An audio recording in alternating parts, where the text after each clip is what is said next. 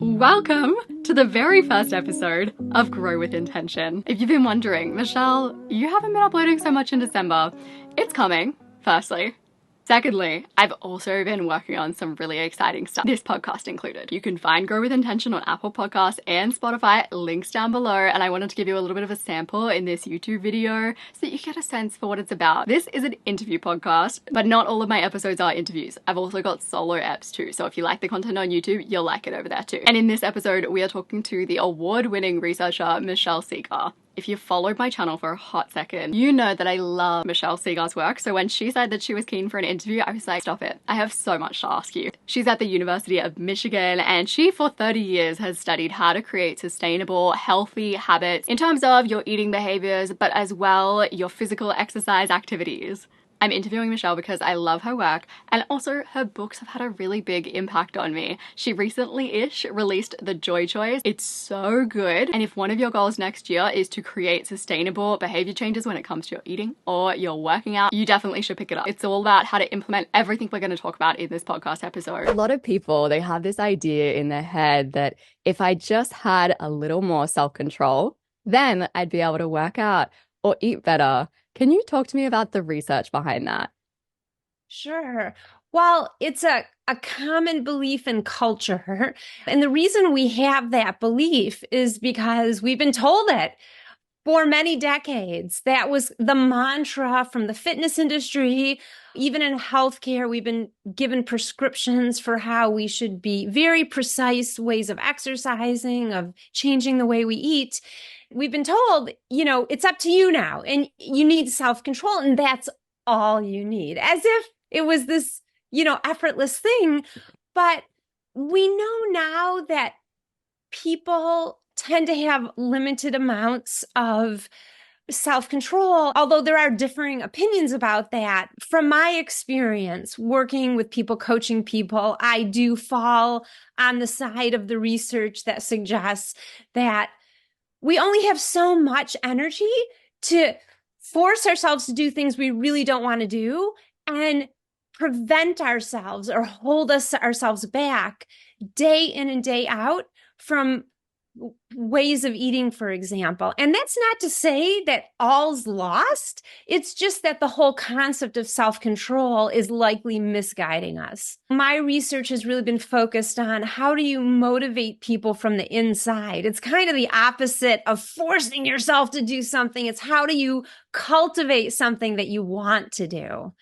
Yeah, you fall so in line with what I talk about. And you know what? A lot of what I talk about is probably inspired by you. So that'd be why. So a lot of people who talk about, creating these new exercise habits, creating these healthy eating habits, they try to motivate themselves with reasons like, well, I want to improve my health, or I want to avoid diseases in old age, or I want to lose weight. And you're pretty clear on the research behind this. Reasons like that just aren't that motivating. Can you talk to me a little bit about that? Sure. Now, the irony is that those reasons are the most prevalent reasons that people initiate a behavior change like exercise or healthier eating.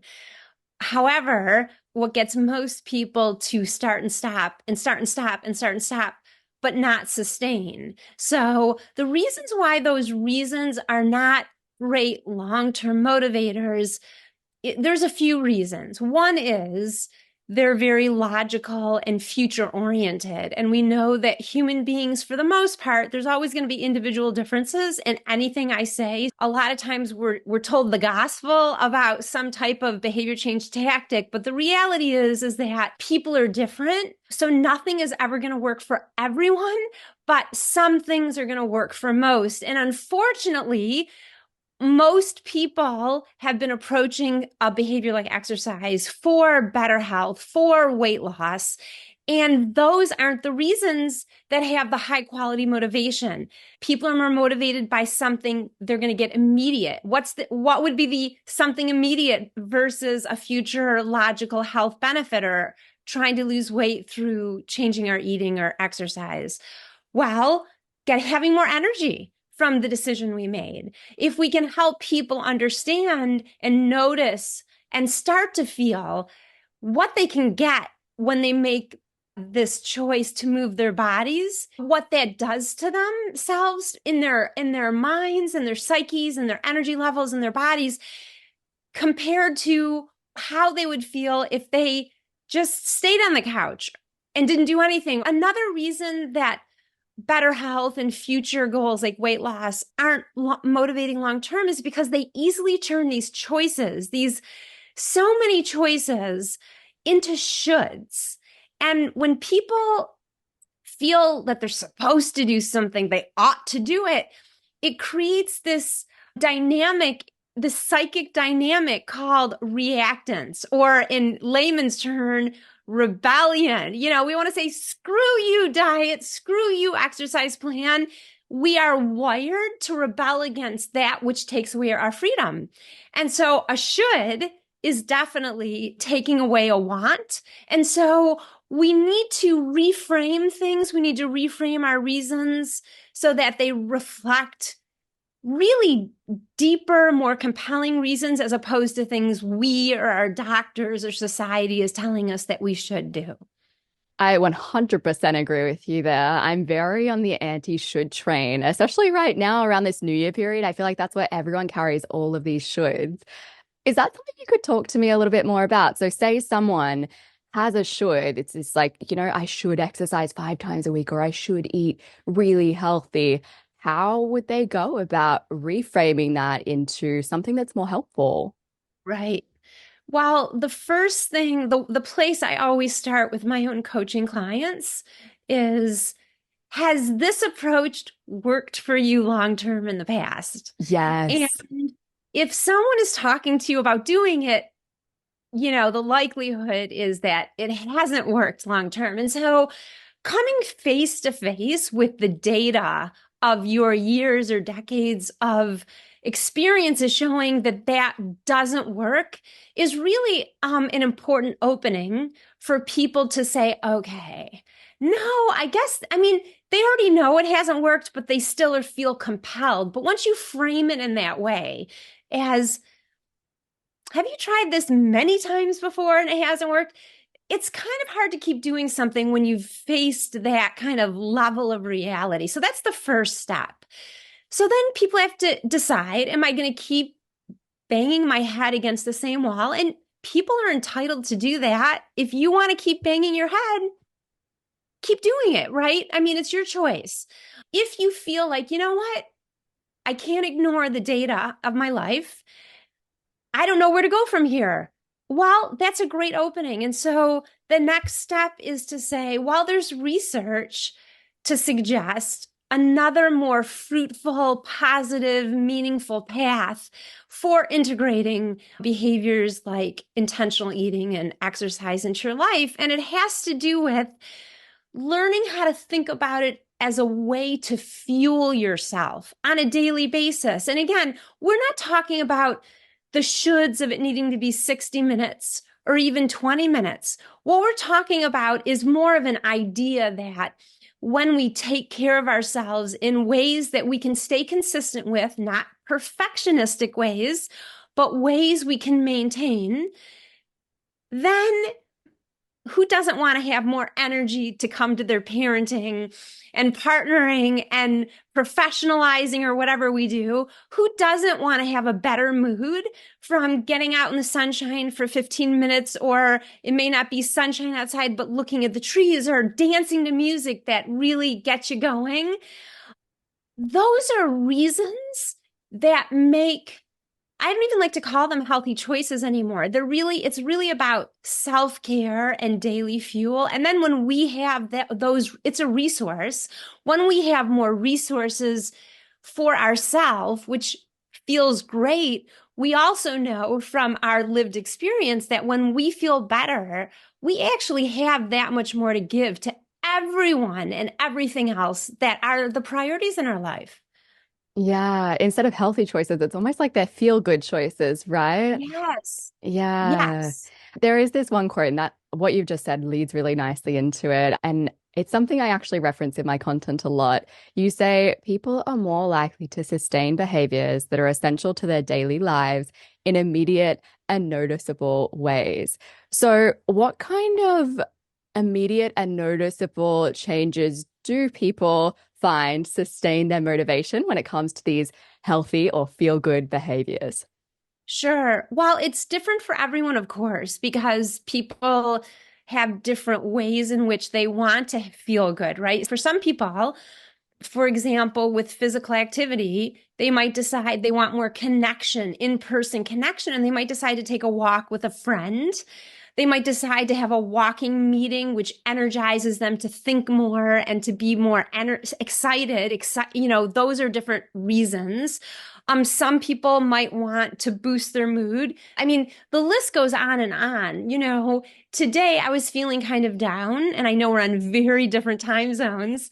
And I was like, I need to take a walk in the middle of the day because I knew that that would boost me in all ways. And it did. But learning about these immediate feel good benefits doesn't happen immediately for everyone. And to be, I always want to be honest with people. Not every single person in the world is going to get a boost of energy or lifted mood from taking a 10 or 15-minute walk outside, because people are different with their senses with themselves. But there's another way you can tweak that idea. And if you don't have more energy, you can still say to yourself, I'm taking care of myself. I am doing something that's for me, or I am disconnecting from the grind.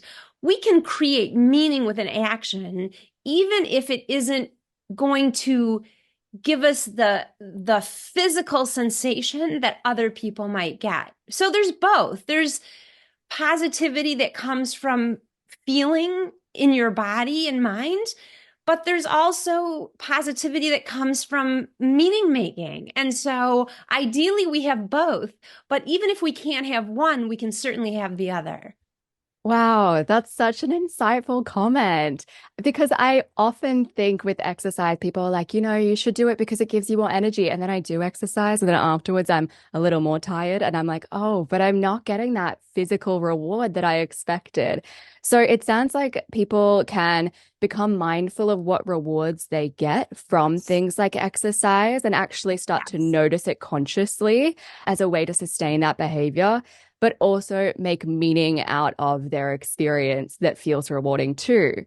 Yes. And so you it sounds like you're working out pretty hard if you feel tired. And you know, there are people like you who exercise at a high intensity. Like my husband is one of them, and he doesn't necessarily get positive feelings during exercise.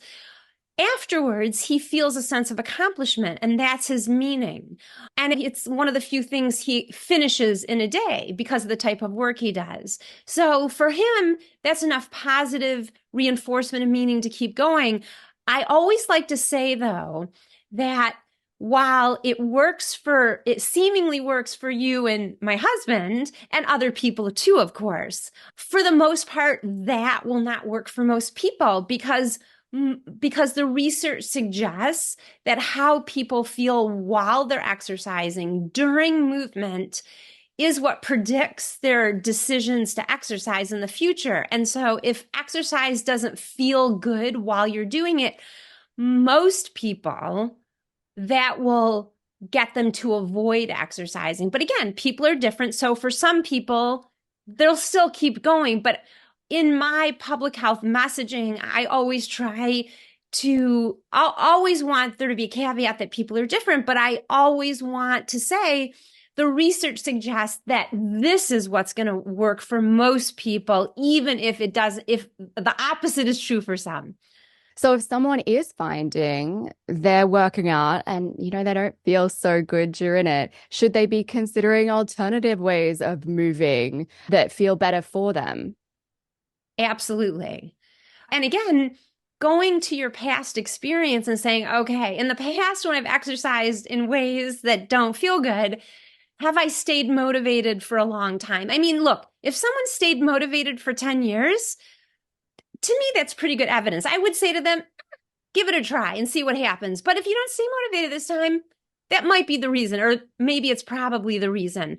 But we always have to take our context into account. So let's take that scenario and let's put it maybe in a university context. A 20-year-old is exercising hard and it doesn't feel good. And they keep it up from the time they're 20 to 30. During this time, they're going to university. They've got a flexible schedule. They don't have kids to take care of. They're not juggling aging parents. While we always, all of us have a lot on our plate and a lot to do, there are different degrees of complexity. And so let's say for 10 years, that 20 something was motivated to do it. But now let's put that 20 something a decade later. And let's say they're 40 something and they have 3 kids now. They have a handful of pets. They work outside of the home. Their partner also works outside of the home. They have a parent that's pretty sick and lives in town that they have to help pretty frequently. While within that context, that exercise that doesn't feel good, this person is juggling a lot of things and might not be getting as much sleep, might be feeling depleted, might be over caring because they've got kids and parents and pets. And in that context, you can see how they may not have the energy to push through a disdain of exercise that doesn't feel good. Yeah, absolutely. Which leads nicely into my next question. So, I don't know if you've noticed, but in the habit world, there's this really strong don't break the chain energy. It's, do the same thing every single day at the exact same time, which is sustainable for some people. Like you said, everyone is different, but for some people, it's not so much. And you talk about the idea of flexibility versus rigidity in your book. Why is flexibility so important when it comes to changing your health behaviors? It's an idea that is starting to have its time. So I'm very excited about it. I've been promoting flexibility for 30 years because it made sense to me intuitively. But now there is mounting research that suggests that flexibility is more adaptive when it comes to our eating choices. And there's some evidence, there's less evidence with exercise only because it hasn't been researched to the same extent it's been researched in eating, that being flexible is more adaptive than trying to stick to the plan and trying not to break the chain. And, let me give you a couple of examples. So one of the few studies that's in physical activity that's actually looked at this followed people over 2 weeks of physical activity, of exercise. They had these people keep journals and make their exercise plans. And they had them write in their journals and they assessed their physical activity. And what they found was that the people who were more likely to substitute what they had planned to do with exercise with a different activity or a different amount of time, would they change their plans, that these people were actually more physically active. Other research on eating has looked at, for example, there was a weight loss registry in Portugal. So it was following people who had maintained significant amounts of weight. The research question was, who is going to best maintain their weight over a year? Is it the people who come to their weekend eating trying to maintain the chain? Or is it people who come to their weekend eating with what's called flexible restraint? Meaning you might restrain yourself, but you do it in ways that are flexible, that go with the flow, that meet your other needs. There's a brand new study, brand new. It's a couple months old, that came out by a very big social psychologist, and his work has focused on whether you have harmony in your life or whether your pursuits are, I'm trying to think of the other word. It's harmony versus, it's not coming to me right now. And his research shows that when people have what he calls flexible pursuit, that they also have more harmony among the different projects in their lives. So think about that for a minute. But the people who rigidly pursue their goals, or a goal like exercise or whatever it is, I mean, his work wasn't really explicitly about health behaviors, but it's the explanation that I think that's super relevant here. And, think about it. If you're trying to exercise regularly, consistently, like that's the goal, because your why is to fuel yourself and feel better and have more energy for the people and projects you care about. But something in one of those other projects arises. If you are rigid with your exercise, you're either not going to do anything or you're going to, skip out on this other thing that is really important too. And it feels like there's a conflict. What am I going to do? Oh no, all or nothing thinking.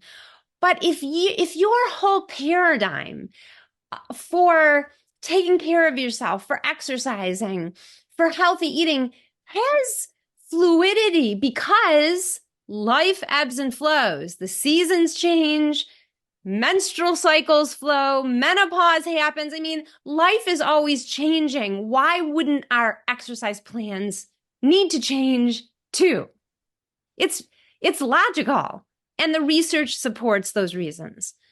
You are speaking my language. I'm loving everything you're saying, and I want you to send me that research if you can, because I would love to read it. So you talked a bit about flexible pursuit and how obviously that empowers you to have more sustainable behavior changes. How might someone go about developing that flexibility if they're coming from that all or nothing thinking space? Self-awareness is just this really key ingredient when we're initiating a new type of self-care behavior and during the process. And so again, ask yourself, have I tended to come at my plans with all or nothing thinking? And, in general, the research on exercise and eating suggests that is not going to set most people up for success. It works for my husband. Again, an outlier. It may work for you, but people need to know what is likely to work for them. And so if you've decided, I'm not one of the, my life is too chaotic. I don't just take care of myself. I take care of so many other beings. The unanticipated in my life is magnified, tenfold by the other beings that I have to help in my life. Those are the people who really can thrive with flexibility. So recognize whether you're someone who actually can't thrive with flexibility or who can't do anything without it. And so then the idea is that, from reading The Joy Choice, that I have this concept. Well, there's a couple of concepts, and one is a choice point. And the flexibility is really needed when our plans can't work out. So I absolutely believe in planning, and I never used to say that because people walked away with thinking that I'm saying, oh, just be loosey-goosey about everything. And I'm not saying that at all. We need plans to do anything in our life. But in anything in life, plans become unworkable. And so what we need to do is have a strategy in mind that will let us flex and pivot when we need to. And so the choice point is when our plans meet up with something unanticipated, a sick kid, bad weather, whatever it is, unexpected, necessary thing to do at work by 5 o'clock, everything just goes out the window, or the full plan goes out the window. But instead of thinking, oh, I can't get to that, online biking Peloton class that I signed up for, you go, oh, geez, I can't make that biking class that I signed up for. But, if I get this thing done in 40 minutes, which I think it's going to take, I still have 13 minutes to walk around the building or to close my office door and put on my headphones and dance a little bit where no one can see me. Or when I get home, I could take a walk before, dinner's on the table or whatever it is. There's so many options. And so, the food for flexibility is understanding that there are all these options and that something is better than nothing. And that's the antidote to all or nothing thinking. And until you try it yourself, it's hard to believe, like, am I going to be gratified from this? But once you recognize, oh my gosh, it was only 4 minutes, but I succeeded in doing something other than nothing, which I call the joy choice. The joy choice isn't making a choice because you should do it, because it's actually going to help you feel better. The joy choice I mean, I think it's going to help you feel better. I called it the joy choice because it's always better to do something instead of nothing. It lets you be successful when you can't do what you had originally planned. And why wouldn't we pat ourselves on the back and feel great about that? Because life is going to keep throwing us curveballs. And if we can't roll with them, then we can't be successful and consistent. Yeah. After reading your book, actually, it made me so much more self-aware of when I was practicing that all or nothing thinking. And I do feel like that's a big part of it. Even just noticing yourself having that all or nothing thinking, having that moment of like, oh, well, I've got a last minute meeting, therefore I can't work out. It's so frequent in your life and it's so easy to just skip by it unnoticed. That's right. That's right. That's why self-awareness is so important. And people often look at like the experts who are talking about something and assume that, we do everything right all the time. And it couldn't be further from the truth. I mean, sometimes a plan, I can't do a plan. And I see all or nothing thinking. I mean, so none of us are perfect. What we want to do is to be aware and to notice it. And next time, maybe make a better decision for ourselves. Yeah. So something that a lot of people in sort of the habit and behavior change world talk about is this idea of making something a part of your identity. So you don't go on runs, you're a runner. You don't go to the gym, you're a gym junkie. I don't know if you've heard that line of thinking Sure, before. sure. And it sounds really good, but how do you actually take action on that? How do you go about making those identity shifts? A quick side note, Michelle has 2 quizzes available on her website for free that are going to help you to create more sustainable, healthy behavior shifts and changes, or feel good behavior shifts and changes rather. The one I'm going to direct you towards is the trap quiz. You can find out what your hidden eating and exercise traps are with this quiz. It's all about helping you discover what has really been in your way versus just like a really vague answer like, well, I'm just not that motivated. That way you can get beyond it once and for all. I'm going to have that quiz linked in the show notes.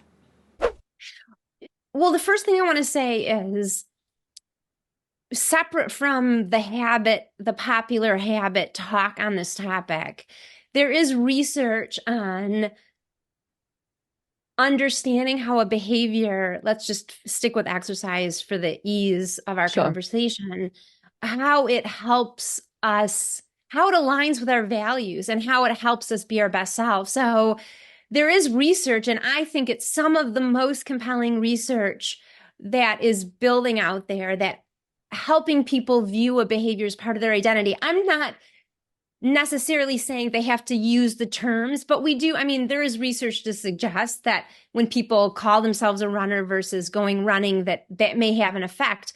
The more profound shift that I want isn't what they call themselves, although that's not inconsequential. I want people to know, when I do this, I really do feel my best. When I do this, I am taking care of myself, and I value taking care of myself. That is one of my values, because I know that if I don't take care of myself, A, no one else can, and B, I won't be as effective with everything else I care about.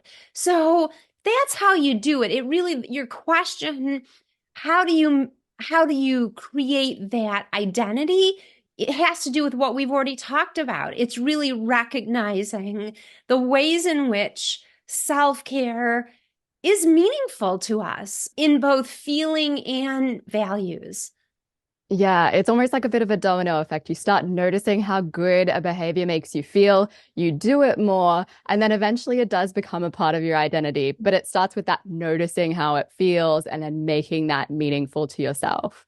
And noticing that you're successful. And that's where the joy choice Yes. comes in. So, if you're trying to do something and you just can't, it just becomes unworkable because it doesn't fit in your life. And so you have to stop.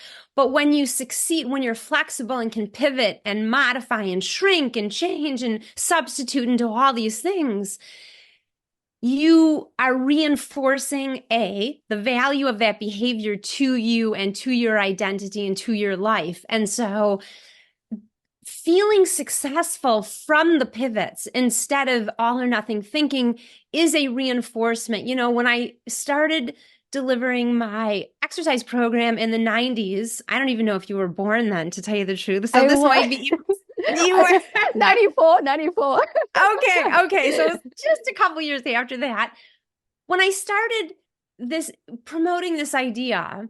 And I followed up with people over time and, through both academic research as well as just, seeing people, bumping into them, reaching out to people. One of the most compelling things they told me was the idea that I refer to them in my first book, No Sweat, as opportunities to move. And it's these small things you do because they just appear and you can claim them, or because you can't do this other thing and you're actively seeking out, these other ways to move your body during the day. And they said it made me feel successful every time I took one, and feeling successful and competent at a behavior is part of how we get it into our sense of identity too. We are not going to have something in our sense of identity that we feel like failures at, or it will create a dissonance that will, what I've seen, alienates people from the behavior they're trying to adopt.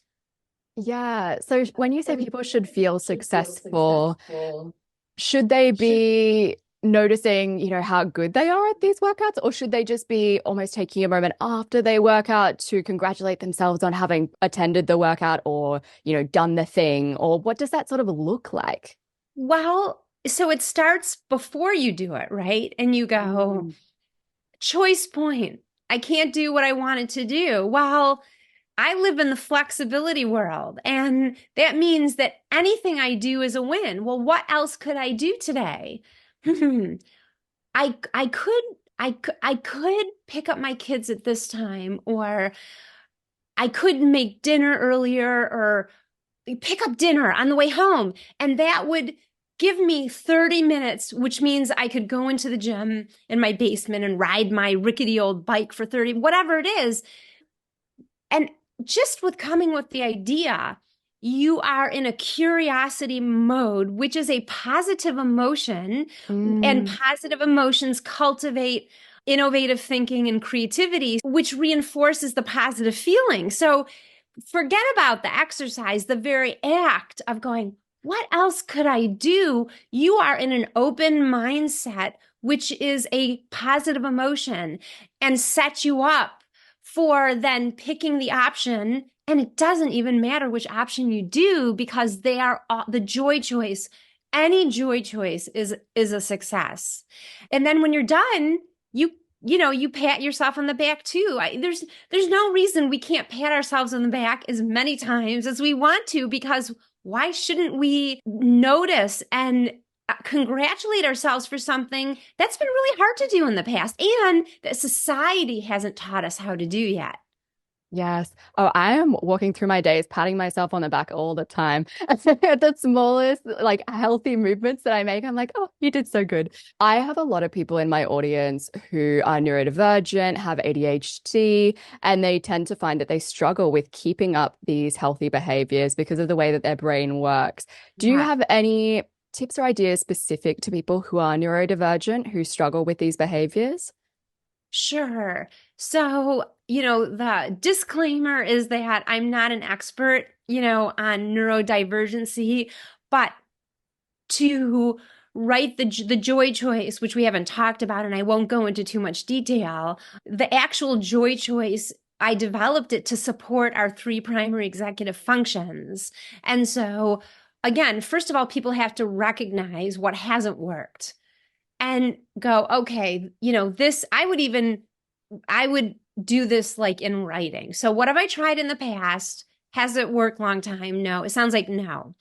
So we want to understand what are the greatest challenges we might have based on our neurodivergency. So one of the things with ADHD is working memory is challenged. And of course, that's our in the moment memory that works with information. I'm challenged with this all the time. So I could be about to take a walk outside for my planned, 30-minute walk. But the phone rings right as I'm about to walk out the door. And it's not a long call. It's a 3 or 5 minute call, but the call took over my brain and what I needed to think about. And so at the end of the call, woof, that flew out of my working memory because it got replaced by what the conversation was about on the call. So we need to understand that that's the way our brain works. And so it's important to, I would say, have things scheduled. Number one, that doesn't help with that situation.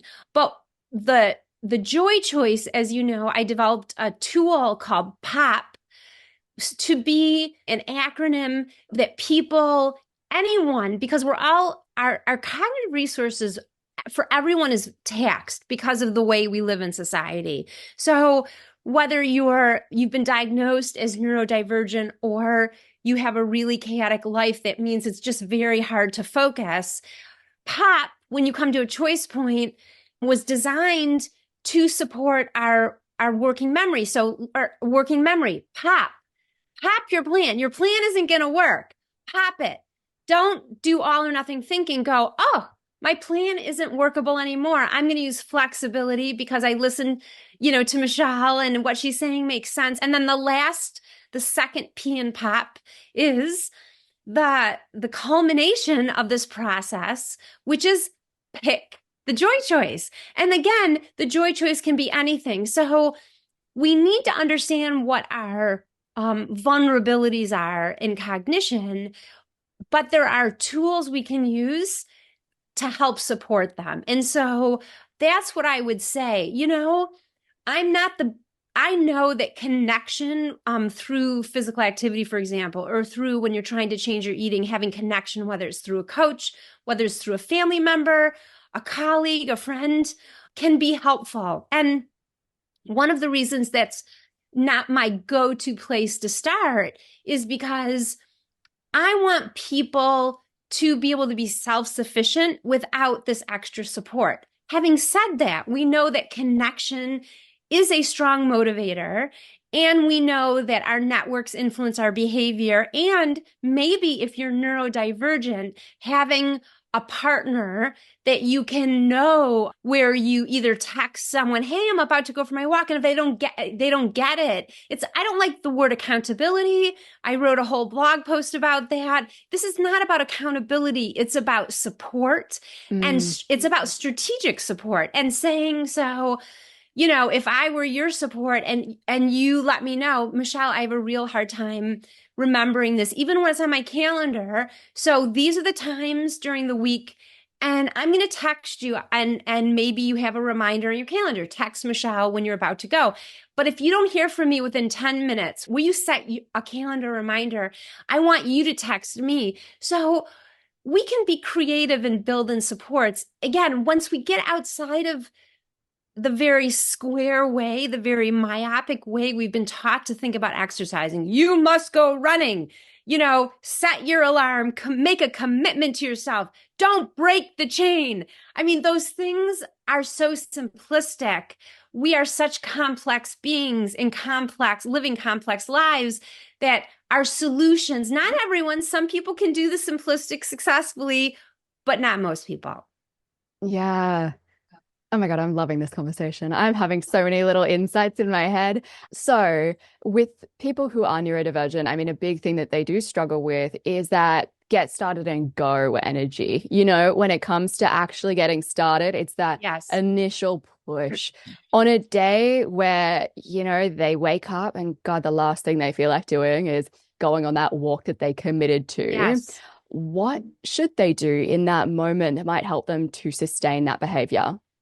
So the driver, so you're right, with motivational challenges, which are very real things, what do you need even more than a non-neurodivergent person? You need a really strong motivator. And the formula is the same for everyone. This is why why are you doing it? Regardless of, the diagnosis that you have, in order to stay motivated, motivation is a driver. In order to stay motivated, your reason for driving has to be very compelling. So that's number one. If someone's reason isn't compelling, it just feeds into the low motivation. So you can't really know, is it that I'm doing a should, or is it that I have less motivational drive because of my brain? So your why has to be very compelling. But the second part of that has to do with what the rest of our conversation has been about, which is flexibility. Maybe you say to yourself, oh man, I plan to go on a 45-minute walk and I just don't have the energy for that. Say to yourself, it's okay if you do 5 minutes. That's where the flexibility comes in. So there's this intertwining of motivation, our why, our drive, with our how and how we implement it day in and day out. And you can see if someone's is rigid, I have to do it this way, and you don't feel like doing it, especially if low motivation is a part of just who you are, well, you're less likely to do it. But if you know going in, I have 5 different things I could do. I could walk for 5 minutes. I could walk at the end of the day. I could dance with my kids for 10 minutes. I mean, when you create a toolkit, I call it a movement menu. When you create a menu that's based on like time, like here's your snacks, here's your mid course, here are your full courses. When you have a menu with all these options, then you have a lot to go with. When you go to a restaurant, you're like, what do I feel like today? And you touch base with yourself and you check in and you're like, I'm really feeling like this. I usually get that, but today I'm feeling like this. In the same way, I'm not feeling motivated to do that. What else might I feel like doing? A lot of people struggle with feeling unmotivated to do their healthy habits, as we've talked about. And in your book, you talk about this idea that feeling unmotivated is actually a smokescreen. And I found that really fascinating. Could you talk to me a little bit about that? Sure. Well, I mean, in a way, we've been talking about it the whole time. When we don't feel motivated, it's because, let's change the word, I don't want. That's what it means. I'm not motivated means I don't want to do it. So let's figure out, why don't we want to do it? Do we not like the activity? Do we not like the place we're doing the activity? Do we not like the people in the place? Do we not like how we're doing it? So is our reason for doing it, does it make us feel bad about ourselves or our bodies? Does it feel like a should? So I'm not motivating is covering up the true reason why you're not motivated. So we've only been taught to just think about these surface level things, motivation, I don't have time. But all of those things often, not always, but often are covering up ways of approaching these decisions and behaviors that we've been taught to do, but that actually the science suggests are non-optimal for the majority of the population. And the thing to take in mind is that on a professional level, the people in the magazines, the fitness trainers, the people we see in the field, not necessarily in healthcare, at least in the United States, are not necessarily the people that are successful with these approaches, but certainly in the fitness industry, right? The people who go into a field that is all about exercise are probably going to be successful with exercise. And we look at them and they're successful in this approach. And so we think we should be using the same approach. But the reality is that in a way, the whole paradigm, the success paradigm, has been propagated by people who are different. They're the outliers. They're the ones. And I might be one of the, although, I don't like to exercise in ways that hurt necessarily, and I don't mean to denigrate anyone. I'm just saying that we've been taught to look at success in the magazines and the people we hired to work with as the way we're all supposed to be doing it. But really, it's like we've been told a whole story about a minority of the population, but no one's told us it's about the minority of the population. Does that make sense? Yeah, that makes complete sense. I mean, you've talked about so much good stuff in this interview, and the two biggest takeaways that are in my mind are we need to become really mindful of these rewards that we're getting from these health behaviors. That's really important. What do we actually get out of it immediately? And the second is we need to practice that flexibility in the moment. Now, flexibility, it really is a mental habit that you need to practice over and over again. Yes. And And I can I just interrupt you for one sec? yeah, And mental flexibility is also a challenge for neurodiverse diversity. So that's one of the executive functions that's challenged. So I just want to point that out. yeah, no, that's great. My question is, and you obviously work with a lot of people one-on-one. I'm not sure if you do, group coaching as well, but how long does it take for someone to embed that habit of mental flexibility? Is it, a period of months where they have to intentionally practice it over and over again to really embed it in their brain? So that's a really good question. I thought you were going to say, how long does it take to create a habit? And all the Oh, research no. on that is really not very relevant to real world. So so the answer is a little nuanced. I come at my work with individuals in a very systematic way. And, I have developed programming and, that is a system. And so when I work with people, literally people embrace it within just a few weeks because the way I've set the program up, and really we've been talking about it the whole time. So there's no secret. You just have to create a systematic way for you to do it and evaluate it in your own life. The reason why it works is because once people start to see no to self-aware. So if you're working with a coach, you're going to get not only are you going to get feedback in your process, let's just say me, we're going to talk about it.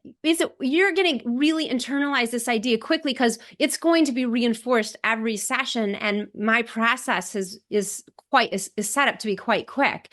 Now, if you don't work with a coach, you can still do it. And I would re-listen to this recording and write down kind of the tips that we've talked about that are really big picture and create a schedule for yourself. And then part of that schedule is evaluate my strategies and how they're going, or, read one of my books and use that as a way to think through these ideas and plan things and evaluation of what's working and not working. And, that's one of the biggest benefits of working with someone else is having someone guide you through the reflection process, because it's only through reflection that we actually learn. Well, that's not true. I mean, there's two types of learning, but in terms of the learning that we're talking about, we want people to both learn consciously, like flexibility is working for me. When I look back on my last couple of weeks, it really did work.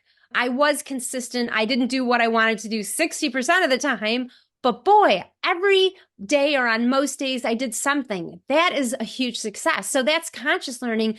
But the other learning, which you also referred to earlier, is once you practice it, it can, I'm very intentional when I use the word habit, because as you know, I critique the habit paradigm for complex behaviors like exercise.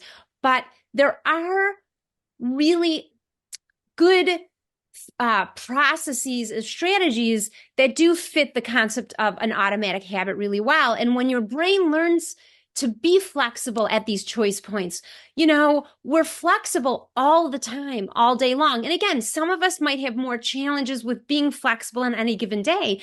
But if we know that it's an adaptive thing, I mean, again, years ago, I started following the psychology researchers who were doing the research showing that being flexible in any way, not just with the health behavior, being flexible in our thinking is health promoting, it's mental health promoting. So flexibility is among the most important resources that we can think about. And so when we start to do it, whether it's, with talking to our kids or at work when we have to pivot, that's all flexibility. When we recognize it and we do it, it becomes more automatic, and that's a habit. So we want to create an automatic pivoting system that can help make our decision-making more adaptive to what we really want. Yeah, I talk a lot about mental habits, and I really think In a way, I mean, they can be very difficult to form. However, they are the kind of things that can become automatic because it's a neural pathway that you build. Yes, And when that's you right. tap into it over and over again in your That's brain, right. it becomes the automatic pathway for your brain.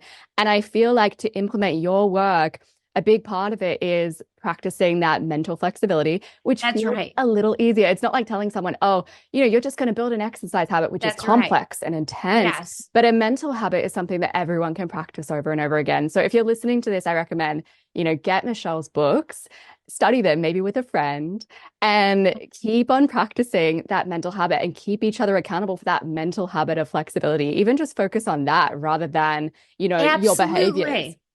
And the research, that's like a process to focus on. And the research shows that people are also more consistent and, with long-term consistency when they focus on the processes that build that consistency as opposed to trying to hit the outcome or the goal. So what you're suggesting aligns with research too. I do have one consistent question that I like to ask my guests at the end of every podcast, and that is, what are two things? It could be an app, it could be a practice, a book, tool, related or unrelated to your work, that have improved your life recently. Well, not that this is the first time I've done it, but I am a real big fan of Dan Siegel. I hope you know his work. And a tool I've been using is his Wheel of Awareness. It's on his website, and you just have to give like the standard name and email address to access it. But he offers it, he explains what it is and how to do it. And there's like an 8-minute version, a 20-minute version, a 30-minute, and a 40-minute. And so I would say that's a tool I've been using to, to help cultivate the meditation consistency that I value doing. I think the connection is another thing that I do that improves, but I wouldn't say it's something new. Well, I think, spending time with people that are meaningful. I think that's another, it's certainly not an app. It's an activity that I value. And for example, when there's tension in the family and that kind of undermines that quality experience, then I make sure to have a talk and talk about why there might be tension so that we can get rid of that and get back to the positive quality time. And it doesn't have to be, this quality time with people, whether it's a family or a friend, a walk with a friend outside, for 30 minutes, just sitting in front of the fire with, your partner and your child and just talking or laughing or taking turns listening to one's favorite music. We've done that a lot. So I think the connection is another thing that I do that improves, but I wouldn't say it's something new. It's just something, it's an ongoing. All of these things are ongoing, right? Yeah, but it's something you need to be reminded of from time to time. Now for this week's Rex. Every week on the podcast, I'm going to have at least 2 or 3 recommendations that you can dive into if you really enjoyed this podcast and you want to go even deeper. Of course, the first recommendations are going to be Michelle Segar's books, The Joy Choice, and No Sweat is also great. The next recommendation that I have for you, if you are interested in the idea of building more flexibility into your life, is Stephen Geis's Elastic Habits. I'm not sure which I read first, whether it was Michelle Segar's books or Stephen Geis's books, but they complement each other really nicely. And the last recommendation is a little bit of self-plug, and it is the Life Map, because it's a very flexible goal-setting system that does align quite nicely to everything that we've talked about in this podcast episode. So if you're like, yes, I want a bit of a system when it comes to setting my health and fitness goals, I created the Life Map so that you could create goals that would pull you towards them and also approach them in super flexible ways that actually help you to keep things up. And now let's talk mini moves. At the end of every podcast episode, I'm also going to have a segment where I share at least 2 immediate actionable things that you can do based on what you've just learned from the podcast episode, because that is what these episodes are all about. The first mini move that you can make, and you can do this for just a day or a few days or even a week, if you can pull it, start to just become self-aware of every single time that you tap into all or nothing thinking. You will surprise yourself with how much you do it if you're anything like me. Literally all you need to do for this mini move is every time you notice yourself slipping into that all or nothing thinking mode, note to yourself, all or nothing thinking. And mini move number 2, reflect on ways that you have exercised in the past that have actually been a ball. What kind of exercises that have you participated in before that you've been like, that was actually really enjoyable, that was a good time? And what was it about those exercises that felt like a good time? Was it that there was connection involved? Was it because it was more slow burn movement versus quick, like hit workout style energy? If you enjoyed this podcast episode, you're going to love Grow with Intention. Go Spotify, Apple Podcasts, follow it, subscribe. I don't really know like what to tell you to do when it comes to a podcast. Give it 5 stars. If you like my stuff, you'll like my podcast. I appreciate you so much, and I'll see you / talk to you soon.